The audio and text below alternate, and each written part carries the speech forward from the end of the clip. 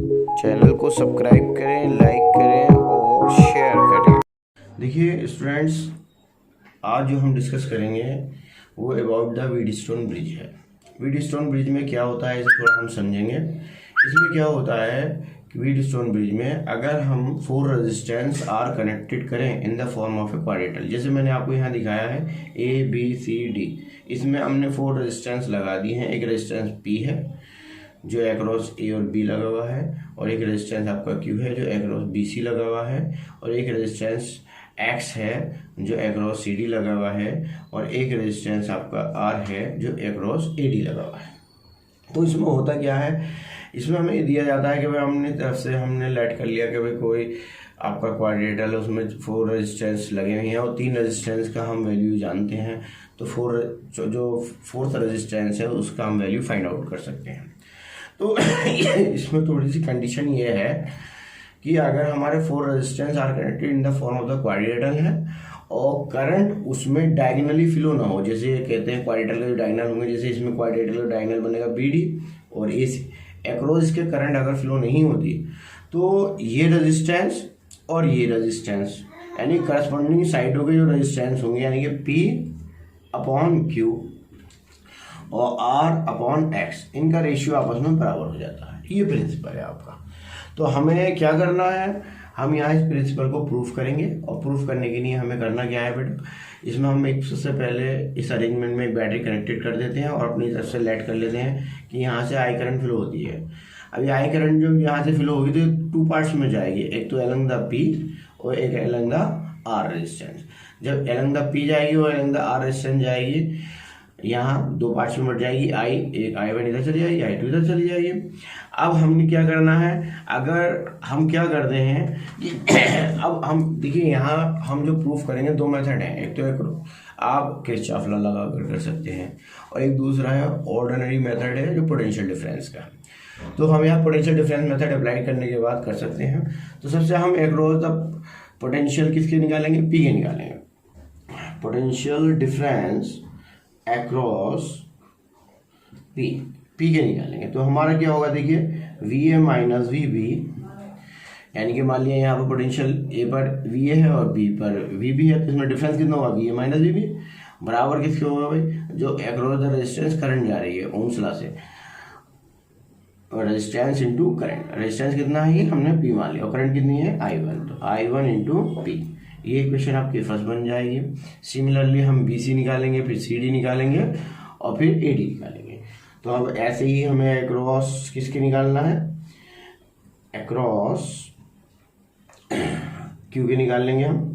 तो Q के कितना हो जाएगा भाई, VB माइनस VC बराबर I1 इंटू Q। ये इक्वेशन 2 हो गई। अब अक्रॉस हम किसके निकालेंगे, R के, अक्रॉस R।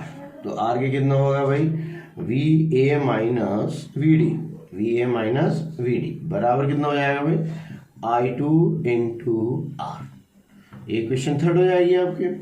फिर अक्रॉस आपका हमें निकालना है X के, तो कितना हो जाएगा भाई, यहाँ हो जाएगा आपका VD minus VC, VD minus VC is equal to कितना हो जाएगा भाई, I2 इंटू X। ये इक्वेशन हो जाएगी आपकी 4। अब देखिए हम क्या करते हैं, जबकि जो K1 है वो ऑन कर देते हैं कि K1 इज ऑन लिख दीजिए, यहाँ इज ऑन। और अब हम जज करते हैं कि गैल्वेनोमीटर लगा रखा हमने, ये ऑन कर दी।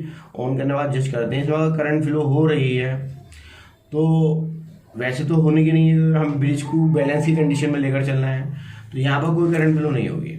अब करंट डायगनली अगर फ्लो नहीं होगी तो इसका मतलब क्या होगा भाई कि K1 इज ऑन करने के बाद there is no current across the BD। तो लिख देंगे आप यहाँ, there is no current across किसके भाई, गैल्वेनोमीटर जी। तो इधर कोई करंट नहीं है, तो मतलब क्या होगा भाई, अगर यहाँ कोई करंट नहीं है तो जो B टर्मिनल है और D टर्मिनल पर पोटेंशियल सेम होना चाहिए जब भी करंट फ्लो नहीं होती। तो VB बराबर किसके हो जाएगा, पोटेंशियल डिफरेंस VD के। अब हमें करना क्या है, जहाँ VD है वहाँ हम VB इस्तेमाल कर देंगे और इक्वेशन को इक्वल करेंगे। ओके। अब देखिए स्टूडेंट, हम क्या करते हैं, हमें पता चली है कि भाई डायगनली करंट फ्लो नहीं हो रही है, तो potential difference across the terminal B और डी बराबर होगा। तो वी बी बराबर हमने वी डी लेट कर लिया। अब वी बी वी डी की जगह हम वी बी अप्लाई कर देंगे। तो यहाँ वी डी है आपका, यहाँ हम वी डी की जगह कितना लिख देंगे, वी बी, और यहाँ वी डी है, यहाँ वी डी की जगह कितना लिख देंगे, वी बी। तो अब ये मैं करने वाला हूँ, देखिए सो फ्रॉम इक्वेशन कौन से थर्ड एंड फोर्थ। अब वी ए तो आपका ऐसे ही रहा भाई, माइनस वी डी की जगह कितना लिख दिया हमने, V B is equal to I two into R. ये इक्वेशन हो जाएगी आपकी 5। नेक्स्ट इधर आ जाइए, वी डी की जगह कितना लिख देंगे यहाँ, V B, V C is equal to I two into x. ये इक्वेशन हो गई आपकी 6। अब बहुत क्लियर हो गया। देखिए अब आप इक्वेशन 5 और 6 बन गए। अब आप देखिए कंपेयर करें, देखिए इक्वेशन नंबर 1 और इक्वेशन नंबर 5 देखिए आप, तो V A minus V B ये है और V A minus V B ये है इक्वेशन नंबर 1 एंड 5 में। तो जब ये लेफ्ट हैंड साइड इक्वल है तो ये राइट हैंड साइड इक्वल हो जाएंगी। तो फ्रॉम इक्वेशन 1 एंड 5, तो 1 और 5 से हम क्या कर लेंगे भाई, I1P बराबर किसको हो जाएगा, I1P is equal to I2 into R. अब आ जाइए फ्रॉम इक्वेशन, कौन सी इक्वेशन बनेगी, देखिए आपकी एक तो दूसरी है सेकंड, इक्वेशन नंबर सेकंड देखें, और इक्वेशन नंबर 6 देखें आप। ये भी वी बी माइनस वी सी है और ये भी आपका वी बी माइनस वी सी है। तो मतलब ये है कि ये भी साइड इक्वल है, तो ये और ये आपस में इक्वल हो जाएंगे। तो ये हो जाएगा आपका I1Q, इक्वेशन नंबर कौन सी होगी, ये 2 और 6, 2 एंड 6। तो इक्वेशन ये कितना हो जाएगा, I1Q इज इक्वल टू हो जाएगा I2 इंटू एक्स। ये इक्वेशन हो जाती है 7 और ये इक्वेशन बनती है आपकी 8। अब इन दोनों को डिवाइड कर लीजिए, इक्वेशन नंबर 7 को डिवाइडेड बाय इक्वेशन नंबर 8। तो I1P upon I1Q is equal to I2R upon I2X। I1 से I1 कैंसिल हो जाएगा, I2 से I2 कैंसिल हो जाएगा। तो आपको आपने ये देखा बनता क्या मिल जाता है आपको, P upon Q R upon X। It is the principle of Wheatstone bridge. तो हमने यहाँ पता करा कि भाई अगर हम 4 resistance in the form of the quadrilateral अगर ऑपरेट करें और उस क्वाड्रिलेटरल जो स्ट्रक्चर हमने बनाया उसमें करंट डायगोनली फ्लो ना हो, तो हम यह कह सकते हैं कि करंट डायगोनली फ्लो नहीं हो रही है। तो मतलब क्या होगा कि उन जो रेजिस्टेंस हैं जो आपने 4 साइड लगाए तो उनका रेशियो जो रहेगा वो कैसा रहेगा, इक्वल रहेगा। Ratio of the arm of the resistance R equal. तो क्लियर है। अगर आपको क्वेश्चन पेपर में ऐसे दे सकता है न्यूमेरिकल में कि भाई ब्रिज बैलेंस में है और कुछ रेजिस्टेंस ऑपरेट कर रखे हैं, तो उनसे आपसे कह देगा भाई मुझे रेजिस्टेंस निकालो नेट और करंट निकालो, या नेट रेजिस्टेंस निकालो, या नेट करंट निकालो, इस तरीके से कह सकता है आप। ओके, एक न्यूमेरिकल अभी हम सॉल्व करते हैं इस पर ऑपरेट करके, और फिर ये आपका क्लियर हो जाएगा। देखिए स्टूडेंट, अब हम इस पर व्हीटस्टोन ब्रिज पर रिलेटेड एक न्यूमेरिकल सॉल्व करते हैं। सारे न्यूमेरिकल एक ही पैटर्न पर हैं, समझे, बस आपको ये देखना है कि ब्रिज बैलेंस में है या नहीं है। देखिए हमें क्वेश्चन दिया है, ये आपको सर्किट डायग्राम दे रखा है, क्वेश्चन में दिया है। ओके, और हमसे ये कह रहा है क्वेश्चन में दिया, there is no current across the OA. OA के अक्रॉस कोई करंट फ्लो नहीं होती है, और आपसे क्वेश्चन कहता है कि रेजिस्टेंस आर की वैल्यू निकालिए, यहाँ पर आर जो है, और फिर दूसरी चीज निकालता है वो करंट निकालिए, आई इसमें करंट टोटल नेट करंट कितनी फ्लो होगी। तो हम इस क्वेश्चन को कैसे सॉल्व करेंगे, बहुत सिंपल है। पहले हम स्ट्रेच करेंगे। जैसे ही हम बी और सी टर्मिनल को स्ट्रेच करते हैं तो स्ट्रेचिंग होने के बाद जो स्ट्रक्चर है वो ये ऐसे फाइंड होगा हमें। तो देखिए बहुत सिंपल है, आप इसे स्ट्रेच करेंगे तो जो ओ ए है वो ये आ जाएगा, और ये 1.5 ऊपर चला जाएगा, ये आइए, और ये रेजिस्टेंस आर इधर आ जाएगा, ऐसी 1 ओम ये ऊपर चला जाएगा और 4 ओम नीचे आ जाएगा। तो ये आपको एक ब्रिज फॉर्म ले लेगा, ब्रिज की कंडीशन ले लेगा आपको, यानी कि ब्रिज की फॉर्म में ये स्ट्रेच हो जाएगा आपको। अब आप इधर देखिए, अब आप क्वेश्चन पढ़िए, फिर दोबारा रीड करें। There is no current across the OA. OA मतलब ये यहाँ कोई करंट फ्लो नहीं होती। तो देखो बहुत सिंपल हो गया, ये तो भाई हमारा ब्रिज का प्रिंसिपल बनना है एक तरीके से। अभी हमारे 4 रेजिस्टेंस जैसे 1 ओम, 4 ओम, आर, 1.5 ये आ गए, और एक्रॉस डायगनली क्या आ गया आपका एक्स आ गया। अब एक्स रेजिस्टेंस तो लगा हुआ है सर्किट में, करंट भी फ्लो हो रही है, मगर इसमें नहीं जाती OA में। और जब क्वेश्चन में दिया ना OA में there is no current across the OA में यानी कि एक्स में कोई करंट नहीं आती, तो इसका मतलब क्या हो, करंट जो है डायगनली फ्लो नहीं हो रही।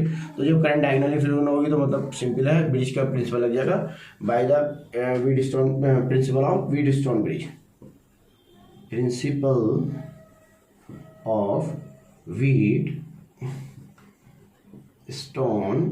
ब्रिज।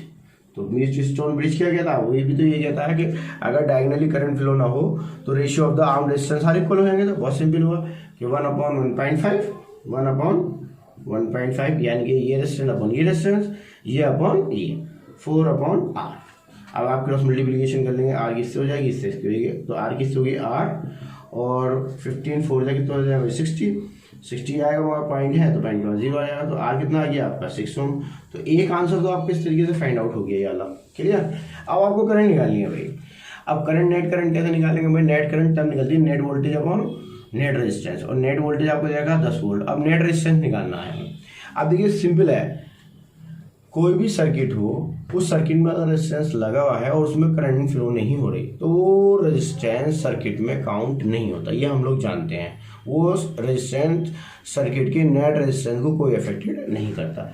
अब मुझे करना क्या है, देखिए नेट वोल्टेज तो मालूम है, मुझे नेट रेजिस्टेंस निकालना है पूरे सर्किट का। अब देखिए हमें पहले ही कह दिया उन्होंने कि भाई करंट जो है OA फ्लो नहीं हो रही, तो जब ये जो OA में करंट फ्लो नहीं हो रहा है तो रेजिस्टेंस लगा हुआ अपना X तो फिर किसी काम कर रहे हैं नहीं, इससे हम क्या कर सकते हैं, सर्किट में से हटा देंगे, ये आपको हटा देंगे। अब आपका सर्किट बनेगा ये। अब देखिए बहुत सिंपल है, करंट दो पार्ट्स में बटेगी, इधर जाएगी इधर जाएगी इधर, इधर जाएगी इधर, और करंट सेम फ्लो हो रही है दोनों रेजिस्टेंस, तो ये दोनों रेजिस्टेंस कैसे हो जाएंगे भाई, सीरीज में हो जाएंगे, और ये दोनों फिर कैसे हो जाएंगे, ये भी दोनों सीरीज में हो जाएंगे। तो इन दोनों का नेट रेजिस्टेंस जब निकालेंगे 1 ओम और 1.5 नेट हो गया, कितना जाएगा भाई, जुड़ जाएगा 2.5 ओम हो जाएगा। और इन दोनों का हम निकालेंगे तो कितना है भाई 4 ओम ही आया है, और R की हमने वैल्यू ही निकाली है 6, तो 4 और 6 कितना हो जाएगा भाई 10 ओम हो जाएगा ये। तो मतलब ये 2.5 ओम यहाँ हो गया और 10 ओम ये हो गया। अब ये दोनों कैसे होंगे, पैरेलल होंगे, 2.5 और 10 ओम को हम पैरेलल निकालेंगे। तो पहले लिखे हैं देखिए, सो R1 कितना हो जाएगा आपका 1 + 1.5 इजिकल टू 2.5 ओम। ऐसे हम इसे लेट कर लेते हैं, इसे R2 मान लेंगे, 4 + R की वैल्यू कितने रख देंगे 6 10 ओम। अब ये R1 और R2 मान लिया हमने, जो आया नेट निकल के, ये दोनों कैसे हैं, पैरेलल हैं, तो पैरेलल है तो इनका नेट रेजिस्टेंस निकालेंगे। तो so R1 and R2 are in parallel, so net resistance निकालेंगे। आप नेट कैसे निकालेंगे, देखिए इन दोनों को हम क्या करेंगे, फार्मूला लगाएंगे 1/R और 1/R2 समथिंग करके। देखिए अब हमने R1 R2 की वैल्यू अभी निकाल चुके हैं, 2.5 और 10 ओम आ गई। अब फार्मूला लगा दिए, दोनों पैरेलल होंगे ना, तो 1/R' मान लिया हमने net, 1/R1 + 1/R2, R1 R2 की वैल्यू 2.5 और 10 ओम रख दी है। सॉल्व करने के बाद हमारी R' की वैल्यू 2 ओम हो जाती है। अब देखिए पूरा जो सर्किट था ऊपर का, इसकी पूरी नेट वैल्यू जो बनी हमारी, इसकी ये पूरी जो नेट वैल्यू आई हमारी, वो कितनी है भाई, R' 2 ओम आई, मगर एक 2 ओम का यहाँ पर भी रेजिस्टेंस लगा हुआ है। तो अब हम नेट निकालेंगे यहाँ पर, सो नेट रेजिस्टेंस, तो नेट रेजिस्टेंस हमने मान लिया R', तो ये किसके बराबर हो जाएगा R' प्लस इसका 2 ओम आया, और ये फिर सीरीज में लगा हुआ है इसके, तो 2 ये होगी। R' की वैल्यू 2 + 2 R', तो R' कितना आ गया भाई 4 ओम। ये नेट रेजिस्टेंस आ गया, और नेट वोल्टेज है, करंट निकाल लेंगे आप, सिंपल है, I बना हुआ V/R करके, V की वैल्यू 10 रखेंगे, 4 रख देंगे, 2.5 ओम, ओ सॉरी एम्पियर। तो इस तरीके से हम करंट फाइंड आउट कर सकते हैं आपके 2.5 एम्पियर। तो सिंपलाइज है कि भाई आप कैसे सॉल्व करेंगे, यही एक कॉमन क्वेश्चन है स्टैंडर्ड इसका, जिसे मैंने सॉल्व कर दिया आपको। इसी बेस पर सारे क्वेश्चन दे रखे हैं, एक्सरसाइज आप लोग घर पे करें और प्रैक्टिस करें, कोई प्रॉब्लम नहीं है। अगर कोई प्रॉब्लम आती है तो पूछें, और मेरे चैनल को सब्सक्राइब लाइक करना ना भूलें, क्योंकि लाइक आजकल बहुत कम हो रहा है। मैं वीडियो थोड़ा सा कम बना पा रहा हूँ क्योंकि थोड़ी सी तबीयत बेटा सही नहीं चल रही है, सही है ना। तो सही है, फिर होती है नेक्स्ट वीडियो में मुलाकात। Good morning everyone.